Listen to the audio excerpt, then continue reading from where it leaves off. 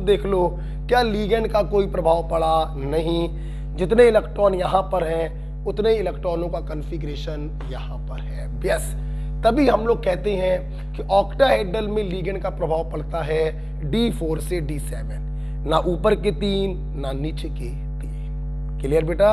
तो इस प्रकार से आप लोगों ने ऑक्टाहेड्रल कॉम्प्लेक्स में क्रिस्टल फील्ड थ्योरी को पढ़ा और कॉन्फ़िगरेशन कैसे लिखते हैं वो सीखा। आप इसको बनाएंगे।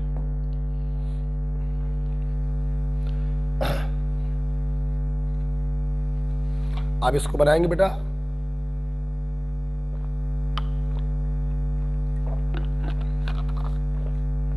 पॉज मत करिए, आप ऐसे ही बना लीजिए मेरे सामने।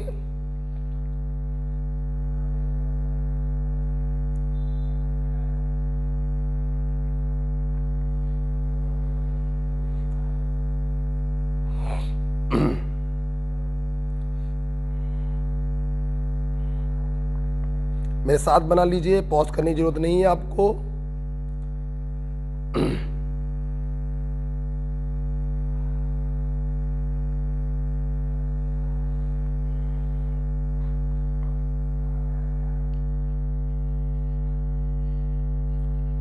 ओके, और इसको पढ़ने के बाद हम लोग जा रहे हैं अपने मेन क्वेश्चन की तरफ, जो आपके नीट में पूछा जाता है।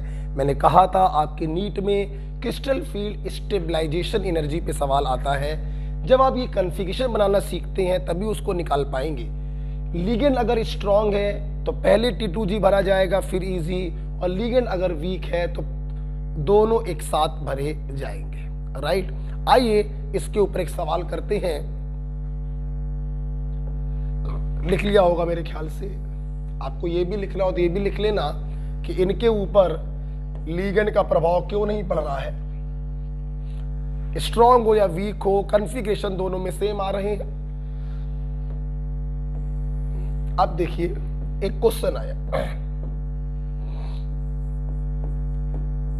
एक बड़ा क्वेश्चन आया,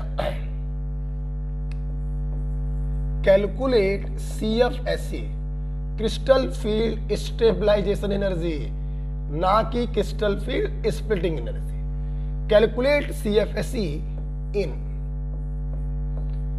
D7 octahedral low spin complex. ये सवाल तुम्हारे मेडिकल में आते हैं। ठीक, देखो एक मैं करूंगा फिर एक आप लोग करना। देखो, एग्जामिनर ने आपसे CFSE पूछा है और जानकारी कितनी दी है उसने? 3। क्यों दी? सुनना। लो स्पिन बोलने से वो आपसे ये कहना चाहता था लिगेंड स्ट्रांग है, मतलब पहले पूरा T2G भरोगे फिर इजी। ऑक्टाहेड्रल बोल के आपसे वो ये कहना चाहता था कि इजी का एनर्जी ज्यादा होगा, T2G का कम। और D7 बोल के आपसे वो ये कहना चाहता था कि 7 इलेक्ट्रॉनों को आपको भरना है, 1 2 3 और ये 2। T2G का एनर्जी कम, Eg का ज्यादा। लिगेंड चूंकि स्ट्रॉन्ग लगा है तो पहले T2G भरेंगे, 1 2 3 4 5 6 अब 7। आपसे पूछा गया था CFSE। आप देखो बेटा, CFSE हम लोग कैसे करेंगे? 0.6 डेल्टा नॉट इंटू इजी में जाने वाले electron minus 0.4 delta not into T2G में जाने वाले electron plus M into P। M का मतलब क्या था? Number of pair. कितने जोड़े हैं? 3 जोड़े हैं, 3P। सॉल्व कर लीजिए। 0.6 6 चौको 24, 2.4 2.4 से पॉइंट से 1.8 माइनस का 1.8 प्लस 3P।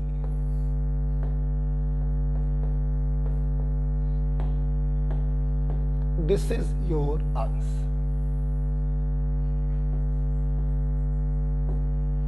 ओके, लिख लेंगे। तो ऐसे क्वेश्चन बच्चों आपके एग्जाम में आते हैं। यही बेटा नीट का क्वेश्चन है। क्रिस्टल फील्ड स्टेबलाइजेशन एनर्जी आपसे पूछते हैं और इस प्रकार से 3 इंफॉर्मेशन आपको दी जाती हैं। हर इंफॉर्मेशन से आपको कुछ पता चलता है, स्ट्रॉन्ग लिगेंड है या वीक है, ऑक्टाहेड्रल है तो T2G का एनर्जी कम होगा, EG का ज्यादा होगा, D7 कॉन्फ़िगरेशन है तो 7 इलेक्ट्रॉन्स हो गए, राइट।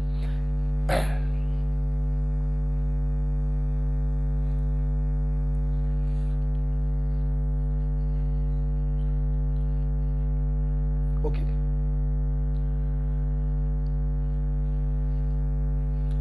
आइए अगर आपने ये लिख लिया हो तो इसी में हम थोड़ा सा चेंज कर देते हैं।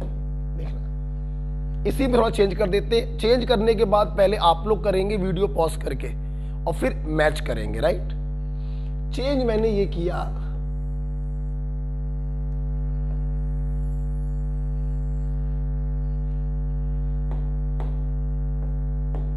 मैंने यहां पे हाई स्पिन लिखा।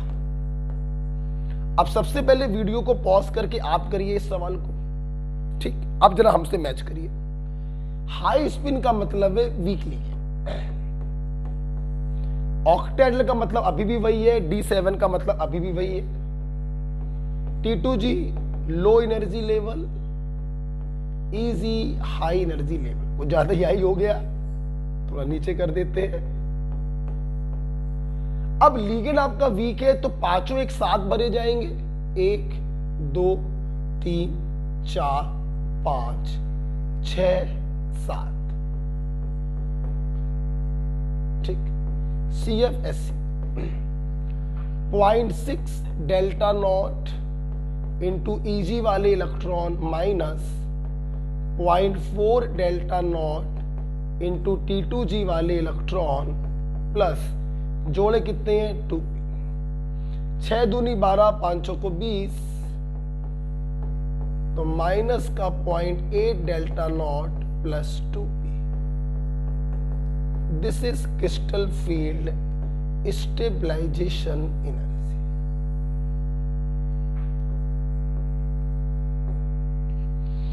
आई होप आप सभी का सही हुआ होगा। मैं उम्मीद करता हूं मेरे स्टूडेंट को crystal field theory octahedral complex में समझ में आई। मतलब यहीं पर मैं एक क्वेश्चन आपको और कराना चाहता हूं, under the name Jahn Teller distortion, ये आप लिख लीजिएगा। और अब क्रिस्टल फील्ड थ्योरी जब खत्म हो जाती है ऑक्टाहेड्रल में, तो आगे की पूरी थ्योरी मैं फ्यू पॉइंट करके पढ़ाना चाहूंगा। मतलब बोलो कैसे, फ्यू पॉइंट करके पढ़ाना चाहूंगा। जैसे मैं इसको उड़ाना चाहूंगा,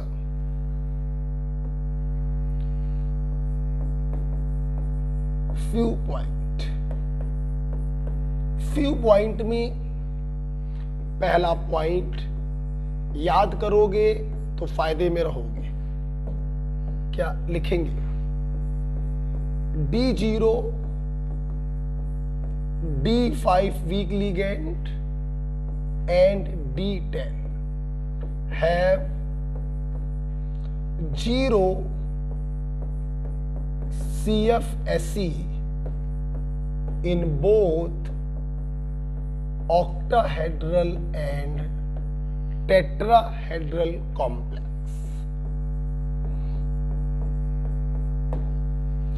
क्या कहना चाहता हूं बेटा मैं, सुन लो। अगर कोई कॉम्प्लेक्स आपको दिया, मान लो FeCN का होल 6-4, आपसे पूछा गया इसकी क्रिस्टल फील्ड स्टेबलाइजेशन एनर्जी 0 होगी कि नहीं, आप क्या करोगे? आप उस मेटल का प्लस उसके ऑक्सीडेशन स्टेट में कॉन्फ़िगरेशन लिखोगे, डी इलेक्ट्रॉनों को देखोगे, डी इलेक्ट्रॉन को T2G और EG में डिवाइड करोगे according to crystal field theory, और फिर CFSE को निकालोगे। बहुत समय चला गया। मेरा कहना है रट डालो। अगर किसी मेटल आयन के डी ऑर्बिटल में 0 इलेक्ट्रॉन हो या 10 इलेक्ट्रॉन हो, तो लिगेंड भाई जी कुछ भी लगा हो, कॉम्प्लेक्स भाई जी कुछ भी हो, ऑक्टाहेड्रल या टेट्राहेड्रल, उसका CFSE 0 होगा। और अगर उसके डी ऑर्बिटल में 5 इलेक्ट्रॉन है और लिगेंड लगा हो वीक लिगेंड, तो भी उसका CFSE 0 होगा। मतलब D0 D10 में तो लिगेंड की भी कंडीशन नहीं है, क्योंकि आपको मालूम है ऊपर के 3 और नीचे के 3 में लिगेंड का प्रभाव नहीं पड़ता। लेकिन बीच के 4 D4, D5, D6, D7 में लिगेंड का प्रभाव पड़ता है, तो यहां पे ध्यान रखिएगा वीक लिगेंड, तो इसका CFSE क्या होगा? 0। आइए फॉर एग्जाम्पल के तौर पर हम देखते हैं। मान लो बच्चों, मान लो, फील करो सर, फील करो, फील करो, मैंने ये दिया,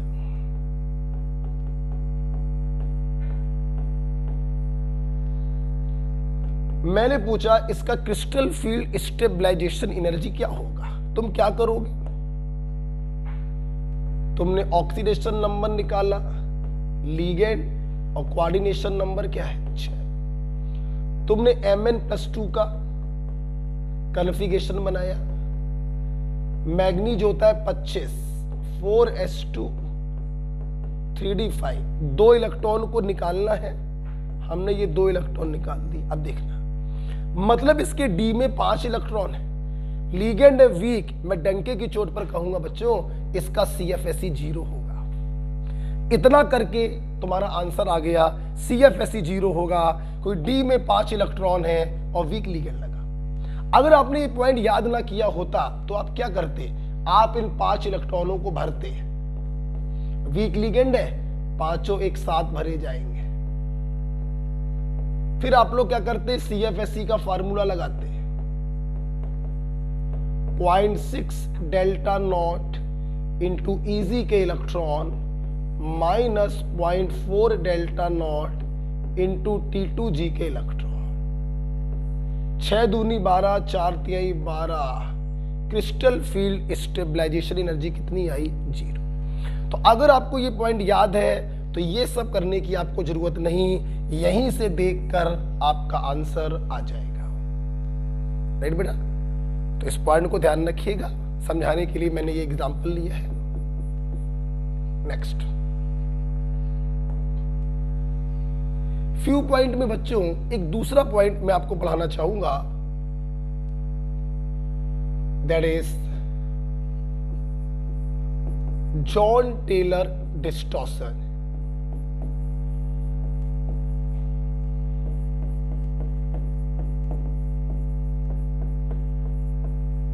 इसे बच्चों हम लोग टेट्रागोनल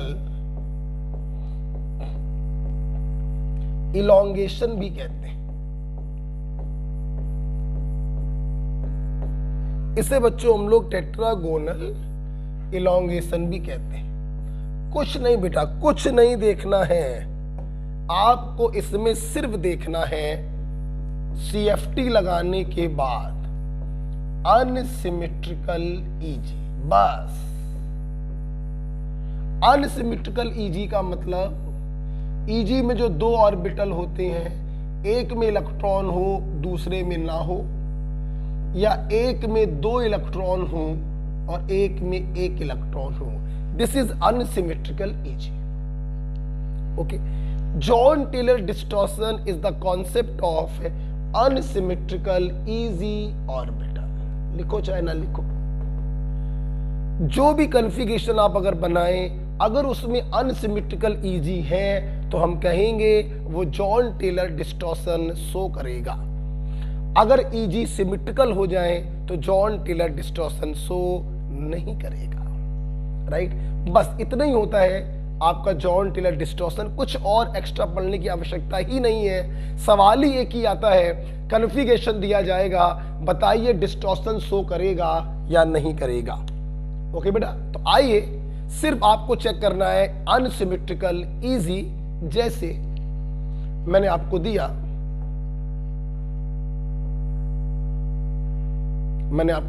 एक क्वेश्चन देते हैं,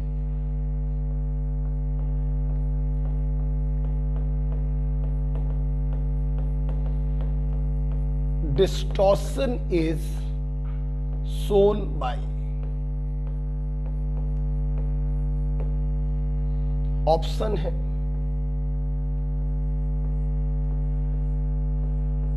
ऑप्शन है बच्चों,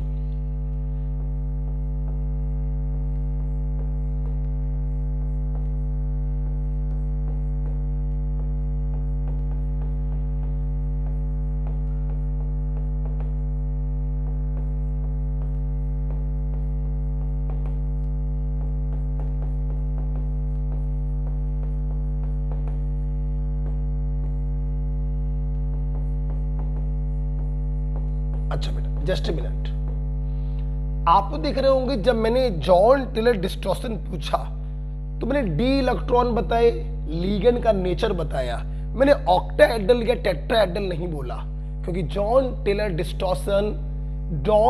distortion is related with octahedral. ये अंडरस्टूड होता है कि ये ऑक्टाहेड्रल का ही केस है, मतलब बच्चों T2G का एनर्जी कम होगा और EG का ज्यादा। तो सभी में हम लोग T2G और EG को भरकर देखेंगे, जिसमें अनसिमेट्रिकल EG होगा वो जॉन टेलर शो करेगा। हाई स्पिन का मतलब वीक लिगेंड, लो स्पिन का मतलब स्ट्रॉन्ग लिगेंड। पहले भरा जाएगा T2G, फिर भरा जाएगा EG। उम्मीद करते हैं आंसर आ चुका होगा। हाई स्पिन का मतलब वीक लिगेंड, पांचों एक साथ भरे जाएंगे। हाई स्पिन का मतलब वीक लिगेंड, पांचों एक साथ भरे जाएंगे। जल्दी बताइए इनमें से वो कौन है जिसमें अनसिमेट्रिकल EG आपको दिखाई पड़ रहा है? यस, सेकंड वाले में देखिए आपको अनसिमेट्रिकल EG दिखाई पड़ रहा। So the right answer is B. तो Jahn Teller distortion is the concept of unsymmetrical EG orbital. अगर अनसिमेट्रिकल EG है तो जॉन टेलर डिस्टॉर्शन होगा, राइट। बच्चों जब आप लोग ये काम कर लेते हैं तो यहां पर मैं आपको एक बात ये भी बताना चाहूंगा कि वैसे तो जॉन टेलर अनसिमेट्रिकल EG का कॉन्सेप्ट होता है, जहां पर अनसिमेट्रिकल EG आए आप उसको टिक कर दो। परंतु अगर अनसिमेट्रिकल EG से आंसर ना आए तो बच्चों आप चेक करेंगे अनसिमेट्रिकल T2G। ध्यान रखना, पहले अनसिमेट्रिकल EG, इससे आंसर आ गया तो टिक करके आगे बढ़ जाओ, और अगर अनसिमेट्रिकल EG ना मिले तो आप टिक करोगे अनसिमेट्रिकल T2G। अनसिमेट्रिकल EG तो जॉन टेलर डिस्टॉर्शन होगा, अगर आंसर ना मिले तो अनसिमेट्रिकल T2G तो जॉन टेलर डिस्टॉर्शन होगा। जैसे बी वाला ऑप्शन अगर ना होता तो बच्चों फिर हम लोग टिक कर देते डी वाला ऑप्शन। यहां तो T2G भी सिमेट्रिकल है, यहां T2G सिमेट्रिकल है, यहां पर T2G अनसिमेट्रिकल है, तो फिर हम लोग इसको टिक कर देते हैं। ये ध्यान रखना, पहले अनसिमेट्रिकल EG फिर अनसिमेट्रिकल T2G, राइट। इन 2 पॉइंट के साथ मैं आज की क्लास यहां पे रोकता हूं, और इसके आगे की क्लास आपको नेक्स्ट डे आपको मिल जाएगी, इसके आगे के पॉइंट। ओके, इसको अच्छे से तैयार कर लीजिएगा, और अगली क्लास जब हम आपको पढ़ा देंगे तब आप कोऑर्डिनेशन के क्वेश्चंस भी लगाइएगा। ओके बेटा, इसको अच्छे से लिखकर 1-2 बार ध्यान से रिवाइज कर लीजिएगा। इतनी बच्चों CFT होती है। 2-4 पॉइंट और है, जैसे हम लोग पढ़ेंगे बच्चों कलर के बारे में पढ़ेंगे हम लोग को बच्चों पढ़ना है टेट्राहेड्रल कॉम्प्लेक्स के बारे में पढ़ना है 3-4 पॉइंट अभी CFT में और बाकी हैं जो अगली क्लास में हम लोग डील करेंगे। ओके बेटा, थैंक यू।